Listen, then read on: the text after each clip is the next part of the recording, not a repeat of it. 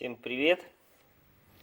Небольшое видео про стук в суппортах. То есть, соответственно, это я уже снял скобу.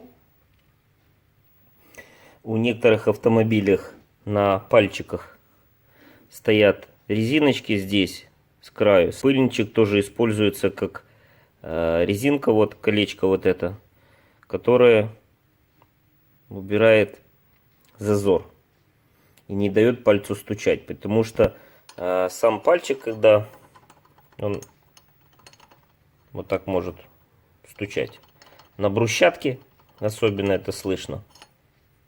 Если не подклинившие пальцы в суппорте, то есть вот так вот легко все двигается, растормаживается машина, соответственно, это можно слышать. Когда происходит, например, такое дребезжание, когда вы едете, немножко нажал на тормоз, и дребезжание сразу прекратится.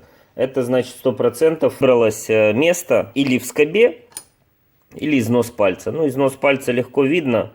Здесь как бы незаметно такой большой износ. Бывает, что пальцы изношены, соответственно, здесь отверстие в скобе имеет эллипс, ну и, соответственно, стучит. Предлагаю и делаю, это я отдаю пальчики с скобой токарю и даю вот такие резиночки.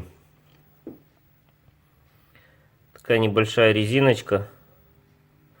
Он берет, пальцы делает 2 потайчика, можно 1, вот с этого края, например. Ну, здесь был как бы такой довольно-таки большой стук, соответственно, сделали 2. И еще вот колечко это резиновое у нас тоже служит тому, чтобы выбирать зазор этот.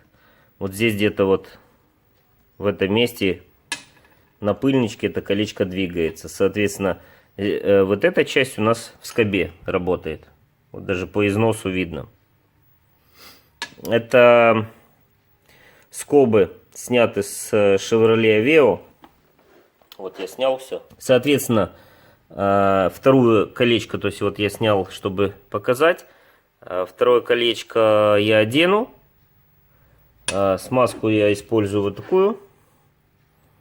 Это очень хорошая смазка, она не дубеет, соответственно, двигаются долго пальцы. Если не порваны пыльники, не попадает туда влага, чтобы ржавчиной не покрылись. Ну и все. То есть я когда уже... Сейчас вот так, может, одной рукой, если смажу одно колечко, просто вот покажу. Вот. Попал. Вот. То есть стука нет. Соответственно, пальчик двигается. Надо еще его предварительно хорошо помазать. И они будут... Вот одну я уже собрал скобу. Они будут вот так двигаться. Проблем со стуком не будет. Он исчезнет. Все, всем пока.